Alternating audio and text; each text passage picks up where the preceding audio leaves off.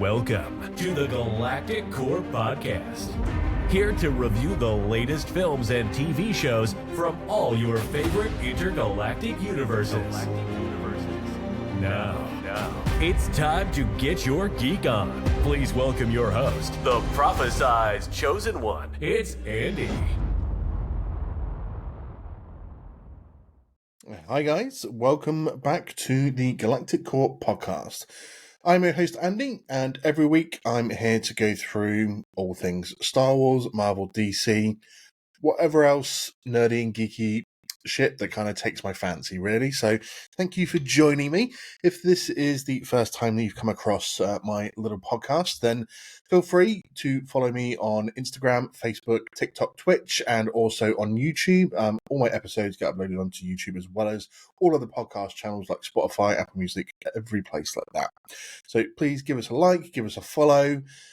Watch everything that's been going on. If you want to see previous episodes that I've been doing, reviewing all kinds of Marvel, DC, and Star Wars content. Currently on a journey reviewing all of Star Wars as well. And I've got a few other bits and pieces coming up. But right now, we're going to be focusing on The Bad Batch. So unfortunately, I was ill last week, so I wasn't able to record after the premiere of the first 3 episodes of Season 3, the final season of The Bad Batch. It would have been lovely to have done that last week because I had a great guest, friend of the show, Clan Brandalorian, was planned to come on and have a good chat with me about that. But I'm feeling all better this week. So last week's episode that I managed to drop instead that had been pre-recorded was a review of all of the Clone Wars animated show for Star Wars with my great guest Joey from the Krypton to Alderaan podcast. So if you haven't watched that yet, it was a good chat. It was a long chat, to be fair, but totally worth it. Talking all about the Clone Wars, favorite arcs, characters, what we loved about it, what we hated about it, what it did for Star Wars as a whole, and is it really a kids show? That old debate is always worth having a chat about. So catch that, and then it rolls obviously perfectly into the fact that we go into the Bad Batch, which the Bad Batch came from season 7 of the Clone Wars and rolls straight after the end of the Clone Wars into this series. So season 3 is rolled around, as already stated. It's going to be the final season for this particular show, as we follow our heroes along their journey to make a life for themselves and to protect each other from the Empire and everything that's going on there. So there was a lot at stake going into this final season. The end of last season, Crosshair and Omega have been captured. Tech is supposedly dead. And so I suppose that rolls us straight into what would be some of the biggest questions for this season coming up. The biggest one, I guess, is Tech really dead? All the executives and actors and stuff like that want to say, yep, he has definitely gone. He's dead, but there is that unwritten rule, especially in modern day things, that unless you see them die on screen, they're not really dead. We see Tech fall, we never see him after that. So can we assume he's dead? It's almost safer to say that he isn't dead than he actually is, isn't it? So I'm going to get on to maybe what they're going to do with Tech if he is alive later. But another big question for this particular series is, by the end of it, who is going to live and who is going to die from the Bad Batch? It's one of those things. It's a hard thing that when you're going back and writing stories that fill in gaps between already established lore, is that if you leave characters alive, you've got to sort of then have an answer to the question of where were they during big events. Especially for Star Wars, it's always the question is, where were they during the events of the original trilogy? Sorry.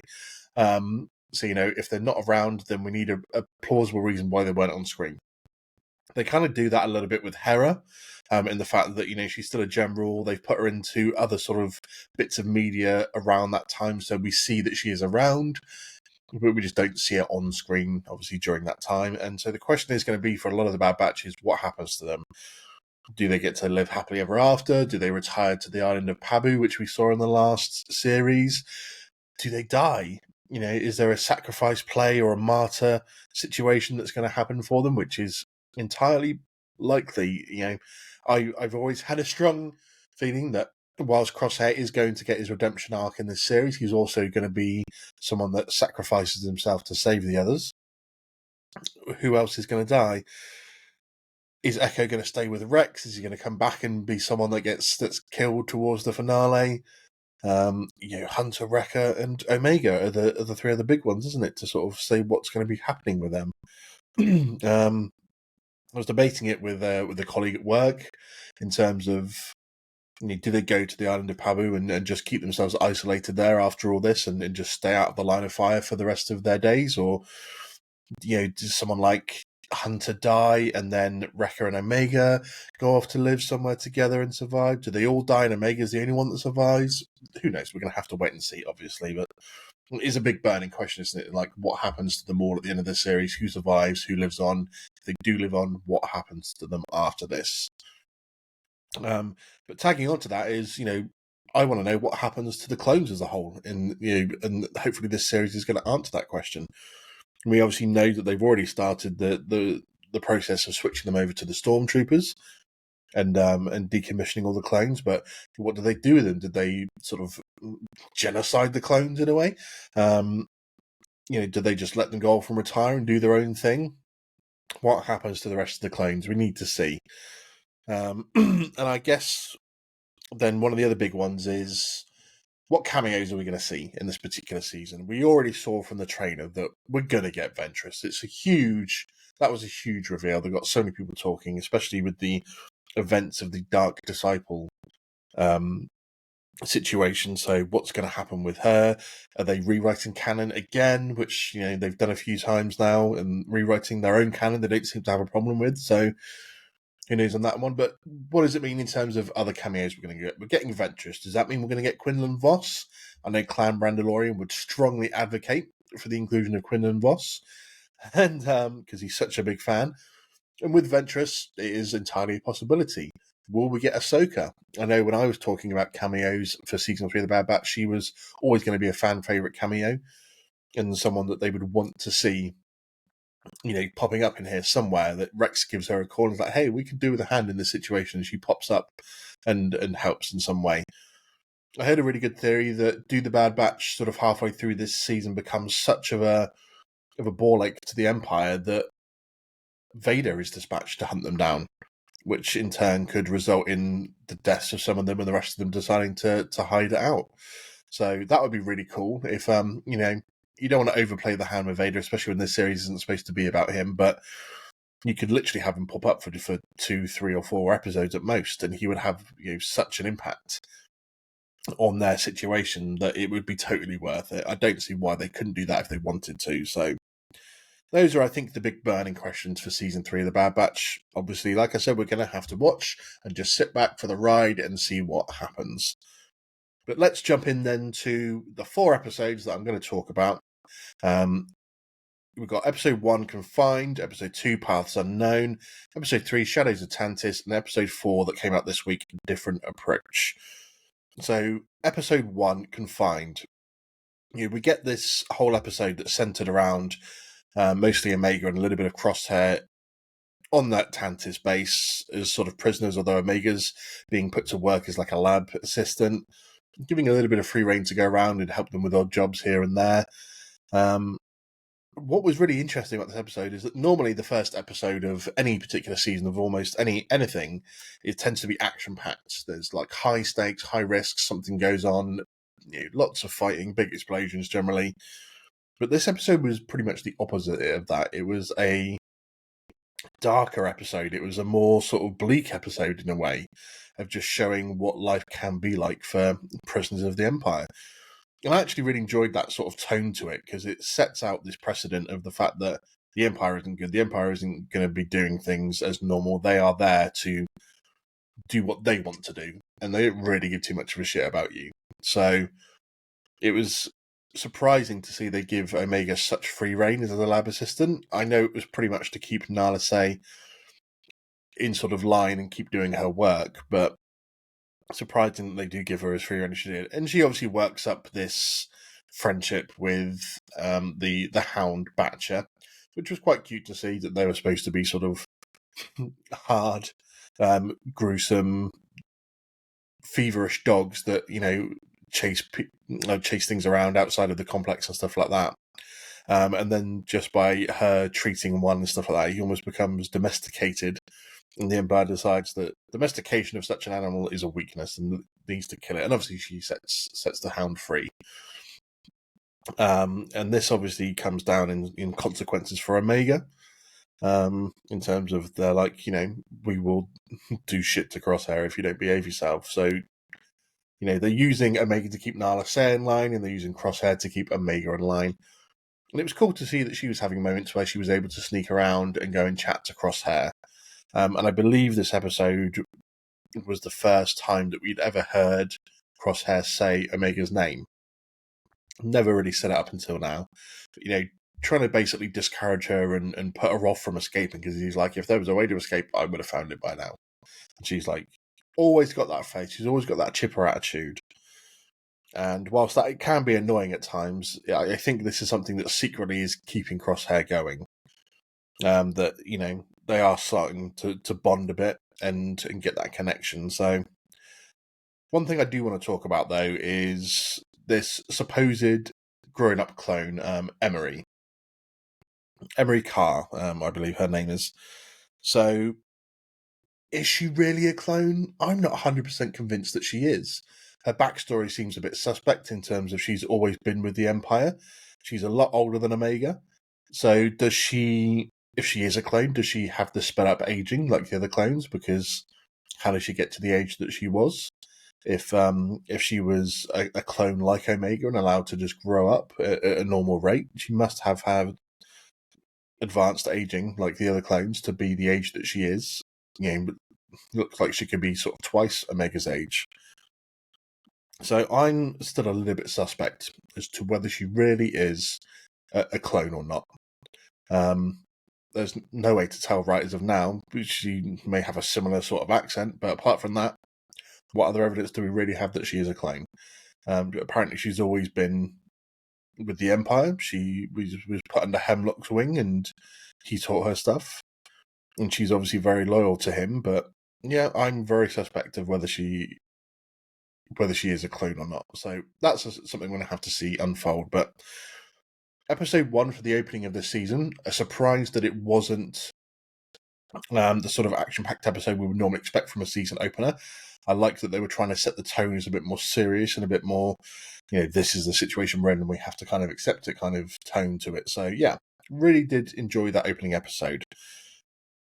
This second episode that we get into, Paths Unknown, we finally catch up with Hunter and Wrecker. And they've obviously managed to get some information about where Hemlock's potential Imperial scientific base is. And they go to this planet and find that it's an abandoned base, essentially. So it was abandoned a while ago. And it seems that it's been abandoned because the Empire were doing experiments there, but not on what maybe Hunter and Wrecker thought they were doing. It turns out they've been doing experiments on other beings and other animals. And this was sort of alluded to by Hemlock in the previous episode when he told Omega that there were worse things out there than the hound like Batcher. And there were things out there that even they couldn't compete with. So what has the Empire been doing? No, they like to experiment. We already seen with the Zillo Beast. They do like to clone things and try and tame things for their own purposes. But what was surprising in this episode is that we're introduced to a few of the guys of Mox, Stack, and Zeke. These are younger sort of clone cadets. And it was always interesting in the fact that what happened to the clone cadets when they evacuated and obviously wiped Camino off the map. There were still clones that were going through their training and the aging process, and we never got to see what happened to them. And it looks like they ended up at this particular Imperial facility, and Hemlock was experimenting on them as well. So again, this base was destroyed by orbital bombardment. So it looks like they lost control of the things they're experimenting on, and overall, they decided it wasn't worth it. Let's destroy the base and move on. So these three young cadets meet Hunter and Wrecker, and they're trying to look out for themselves. And there's the one kid that seems to obviously want to help them. So they go obviously into the base. They find this working console. I love the fact that they took Gonk droid with them. He's like just upside down on Wrecker's back. That gave us a little chuckle watching it. And they managed to pull out some information, but not before, obviously, they're attacked by these slither vines and this giant beast, monster beast, that kind of looks like a bit like a sarlacc with the mouth. Having seen pictures of sarlacc supposedly as a whole, I'm not sure it is a sarlacc, but it does look like some kind of weird water type sarlacc, because it's got all its tentacles and the mouth looks very sort of similar the way that it, when they're dropping explosive stuff into it. So could it have been a sarlacc that the Empire were experimenting on, and it kind of just went really, really wrong for them? Maybe they were chopping tentacles off it and then experimenting on that, and that led to the slither vines and stuff. So who knows? Maybe that's an answer to a question that we'll get. It would be interesting, I think, if the Empire were taking something like a sarlacc and trying to experiment on it. So if you've ever read the From a Certain Point of View books, especially the one about Return of the Jedi, there is a story in there about the Sarlacc on Tatooine. If you haven't come across that story yet, I highly advise you read it, because it's a bit tragic, a bit sad in a way. This is not what you expected from this type of story about this particular Sarlacc. So yeah, if you've not read it yet, I do encourage you to go and read it. But who knows? Maybe the beast on this planet was a Sarlacc that had been experimented on and then let loose by the Empire because it grew out of their control. So, as probably what was quite predictable about this episode is they got the information and they're like, okay, we've got the sector, maybe not the planet, but we've got the sector where we think their actual base is currently. So, this episode overall was a little bit slow, and it felt almost like a filler episode in a way. They're moving towards a goal, but it just felt like, yeah, it was a bit more filler than action sort of filled episode, and a little bit predictable at the same time. So, was it a great episode? I would say it was an average episode, but it's moving the guys forward, getting them sort of to go towards an outcome. So we then move on to episode 3, Shadows of Tantis. Now, this was an episode looking forward to because we get the return of Emperor Palpatine. Palpatine is, anyone that listens to the show knows, he's one of my favourite characters. He's just so devious. He's so well planned out, everything. And there were some really important bits that got dropped in this episode. Again, bits that were slightly predictable, I feel, but some really important information here. So, yeah, Palpatine has come by Mount Tantis to learn about the progress of Project Necromancer. So, Project Necromancer was first name-dropped in Season 3 of The Mandalorian. This was a project that I believe Moff Gideon, if I remember off the top of my head, was using to replicate clones of himself with Force abilities. What's really important about this is that if this is the case that Moff Gideon succeeded in getting cloned versions of himself with Force abilities built into them, then we know that Project Necromancer works. Hemlock and Palpatine talk a bit throughout this episode about it. And, they're doing this experiment where they're using different clones' blood to try and get M count, or M midichlorian count blood to mix with other people's blood and not have it degrade, so it's able to take on the midichlorians in it. And we do see that they've already got subjects that either they're testing on or they're using for samples. So Project Necromancer, we know works. It's just how they're going to get there. And does it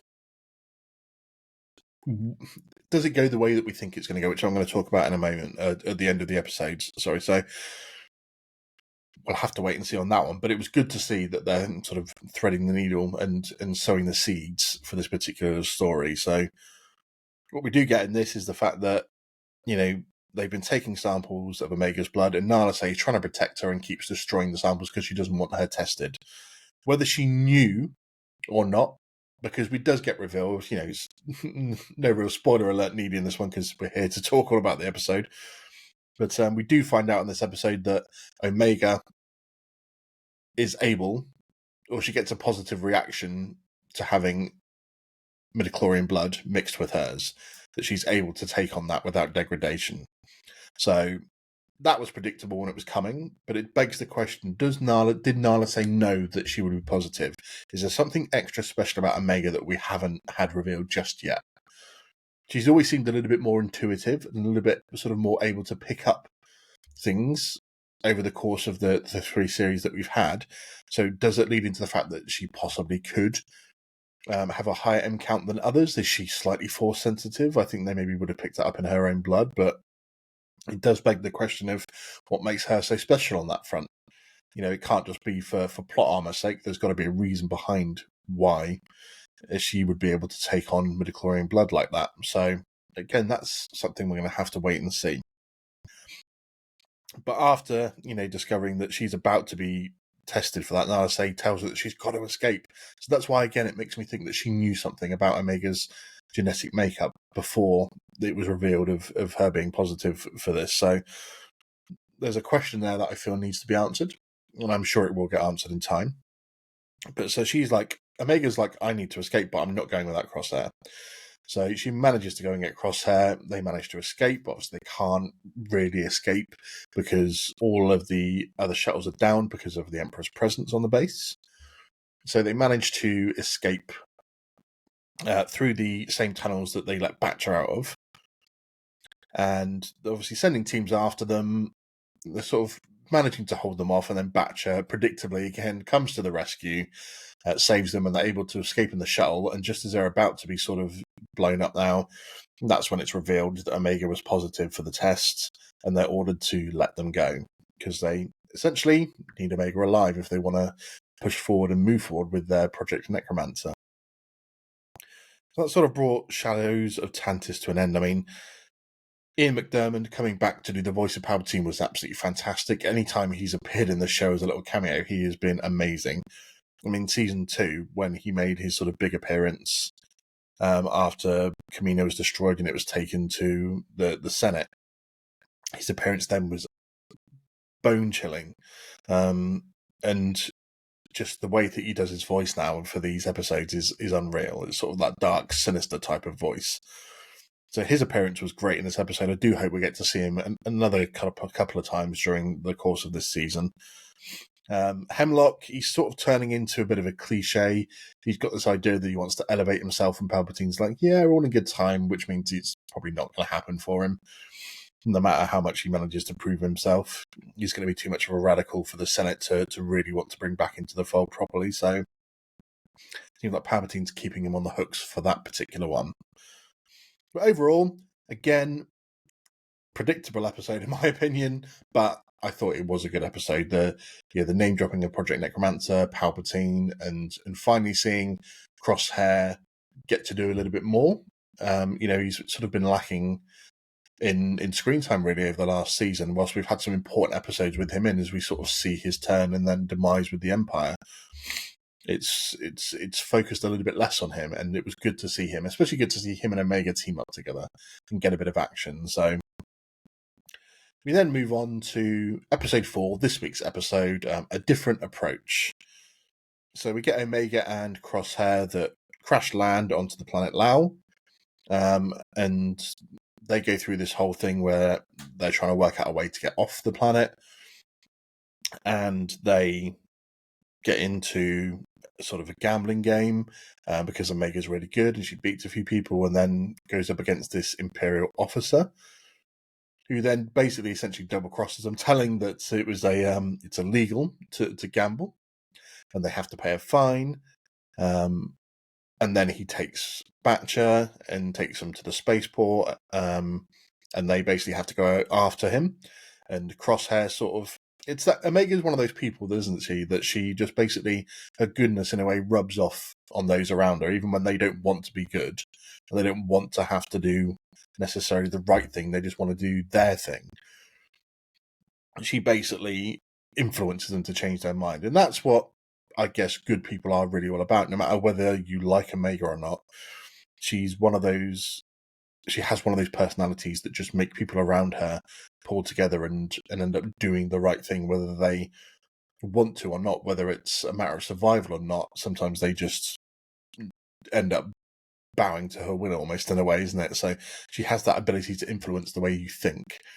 And she does this again with Crosshair here, in the fact that, like, he's like, just leave the mat. It doesn't matter. We need to escape.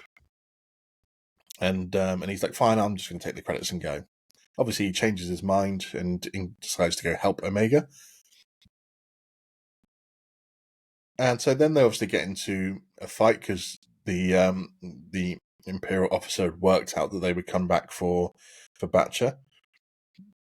And they have obviously a bit of a fight. And after she tried to talk her way out of it, and then she's like, nope, you can do your thing, Crosshair. And he's like, finally. And he gets to have a bit of a shoot, although he's got obviously this little sort of twitch going on with his hand now, which made him not quite as pinpoint sharp as he had previously been with his shooting, but he still obviously manages to take out quite a few of them. And there was that sort of really funny moment when they're sort of up in the cargo ship. It turns to go, and you've got the stormtrooper in the poncho. He kind of just looks up, and he's like, just sees the engine in front of him, and as the accelerator just blows him straight away and off the tower that he was on. That was quite amusing, to be fair. But they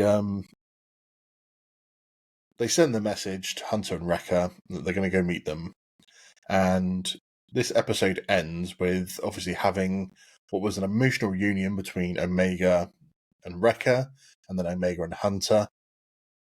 And then they ask, they said, obviously tell her that they've never stopped looking, because I think in terms of time past, it's been about 5.5, nearly 6 months since Omega got captured. So it's been quite some time, and it's been slow going for Hunter and Wrecker trying to find where she's gone, because that information seems to obviously be incredibly closely guarded by the Empire. So they have their emotional reunion, and they were just like, of course that you'd escape, you always have this knack of doing it. A bit kind of like Ezra and Rebels in a way. That Ezra always had a way of getting out of things and finding his way back to where he needed to be. Omega does the same, and she's like, well, I didn't do it alone. I did have help. And then obviously Crosshair walks down the down the footbridge, and they all stop and turn around, and Hunter and Wrecker look at him, and there's that really tense moment where they basically look at him with almost disdain and anger, especially Wrecker, because it's probably been a while since they've seen each other properly, and obviously he spent most of season 1 trying to kill them. So a really tense reunion to end the episode on. So whilst again this episode was maybe a little bit slow in places, especially going through Omega and Crosshair trying to get off the planet, and wanting to bribe the ticket guy, and then having to go and gamble to get the money, and then Batcher being stolen. All of this was maybe a little bit. It's probably my key word for the series so far has been predictable. What I did like about this episode is, them showing Omega and Crosshair having to work together to get out of these situations, and Omega and Crosshair putting their trust in each other. Omega's probably a bit too trusting as it is. Obviously, Crosshair probably doesn't trust enough, but they're starting to learn that they could trust each other in terms of having each other's back. So that was quite good, and to obviously see Hunter, Wrecker, and Crosshair's reunion. We're going to obviously see more of this in the next episode, but it is going to be interesting to see how they decide to have the dynamic moving forward. Again, it's going to be one of those things where they probably decide to all leave together, and there's going to be tension between the three of them for some time, and Omega's going to be sort of in the middle of it. So we obviously have to wait and see how it goes. But after 4 episodes, where do we stand with this series so far? I'm still digging it. I've still been really enjoying it, but it has been a touch predictable at times. I think the unpredictability of the series is going to be the second half of where the story comes together. And like I said at the start, who does make it out the other side? We need to see some of the things along the way. So a few questions right at this moment in time for what's happening for the rest of the series I've got is, first and foremost, where's Cody? We saw him disappear after that episode with Crosshair in season 2, and we just heard that he's gone AWOL. What's happened to him? Where's he gone? Has he truly gone to ground by himself, or has he somehow managed to join up with Rex and Echo, and that's where we're going to see him in the season? He's part of that clone rebellion they seem to be putting together.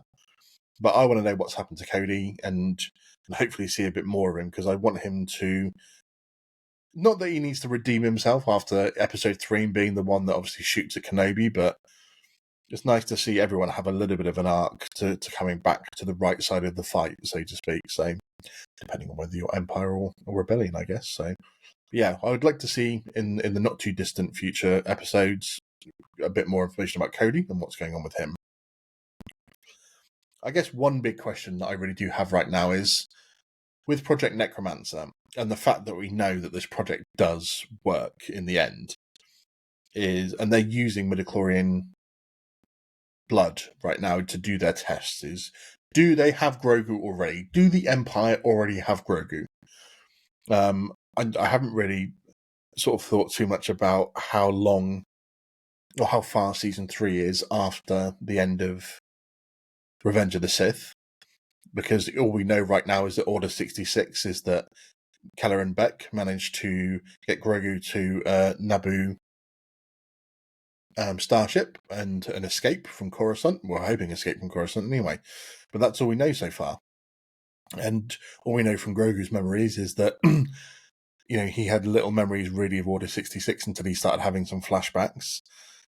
And he says that he was taken, and then his memory goes dark for a while, and this is when he was in the hands of the Empire being experimented on. So if they're using midichlorian blood right now, do they have Grogu? If not, do they have other Jedi that they've managed to capture, or other potentially Force-sensitive beings that haven't made it to being a Jedi or anything like that, and they're just using them? But do they have Grogu? Are they using somebody else for midichlorian count blood? I'd like to see that question answered. Whether they will or not, I don't necessarily think they do, because I think it was part of Grogu's big reveal in his story in The Mandalorian about what happened to him. So if they do have Grogu right now, I'm not sure that they would reveal that fact to us. But I'm interested to see what Hemlock and Palpatine were looking at when they were talking about Project Necromancer and what they had in the pods. So be interesting to see. And if other Jedi, could it potentially be someone like Ventress? And this is how her story comes into it, in the fact that she was captured by the Empire and she was being used and experimented on and kept in these pods in stasis, perhaps, or something like that. And she manages to escape and somehow meets up with the Bad Batch, and all they cross paths, and that's how she becomes part of the story. Who knows? We'll have to wait and see. I think another really big question for me for this particular series is, I mentioned at the start about, is Tech alive or dead? If we work under the assumption that he is alive and he's being held by the Empire right now, probably being held by Hemlock, maybe not in the same facility, but he's going to be somewhere probably not too far away. Will they use Tech to lure out Omega and the Bad Batch crew? We know that they want Omega back because she's important to their project. So surely Tech would be the perfect bait to use, because they know that they would go after him if he's alive. Will they be using Tech for some other bad things? Quite likely, if he's alive. But I think that's a big one, is that they're probably going to use Tech to lure out the Bad Batch and Omega to try and get her back. So those are the questions after the first 4 episodes that I've got. We're going to have to obviously wait and see what happens. We've still got plenty of episodes to go. But let me know, what your thoughts are of the Bad Batch so far. Have you enjoyed it? What do you want to see from the series in terms of, do you think they really need to push forward with the clone story, or does it just need to focus on literally the Bad Batch themselves and not worry about any of the outside influence? Let me know your thoughts. Let me see what else you want to see from the rest of the series, because there's so many directions they could go, but they do obviously need to focus and wrap up the story by the end of this, in terms of what everyone's doing, because I don't want to have to wait for them to pop up somewhere down the line in another series. I mean, how many other projects can they fit in between the time of episode 3 and episode 4? So we'll obviously have to wait and see that, but I'm looking forward to the next few weeks' episodes, what's going to be coming up. There's going to be some interesting ones. I mean, next week's episode is called The Return. Is this Ventress? Is this Tech? The episode's named after that. So we've got The Return, then it's followed by Infiltration and Extraction. So could this be literally, it sounds like it could be Tech, couldn't it? Tech comes, they find out that Tech is still alive. It's the return of Tech, and they infiltrate and extract him. Because Infiltration and Extraction, which are episodes 6 and 7, which are in 2 weeks' time. So that's a week when we get a double episode drop, so it could almost be like a part 1, part 2 situation. Sounds to me like we could be getting Tech back at that stage, so yeah, we will obviously just have to wait and see. I'm super stoked to find out what does happen for the rest of this series, but that gives pretty much my wrap up for the first 4 episodes of The Bad Batch. So we will just have to sit back, relax, and wait for the next episodes to drop. I'll be back next week to talk about episode 5, The Return, and see what happens then. As I mentioned at the start of the show, give us a follow on Instagram, Facebook, TikTok, Twitch, and YouTube, where you can catch my episodes alongside places like Spotify and Apple Music. Let me know what you think. Give us a like, give us a follow, especially on YouTube and on social media. It really does mean the world to know if you're enjoying the episodes and that you're getting to see them. So that's all I can say, really. It does mean a lot that you guys are watching and listening to the episodes and giving some feedback. You'll find the links to all the social media in the episode notes. So give us a like and a follow on there. And I'll be back next week with the next Bad Batch episode review. So until then, everybody, the Force will be with you, always. Thanks for tuning in to the Galactic Core Podcast. Don't forget to subscribe so you never miss an episode. But until next time, go get your geek on.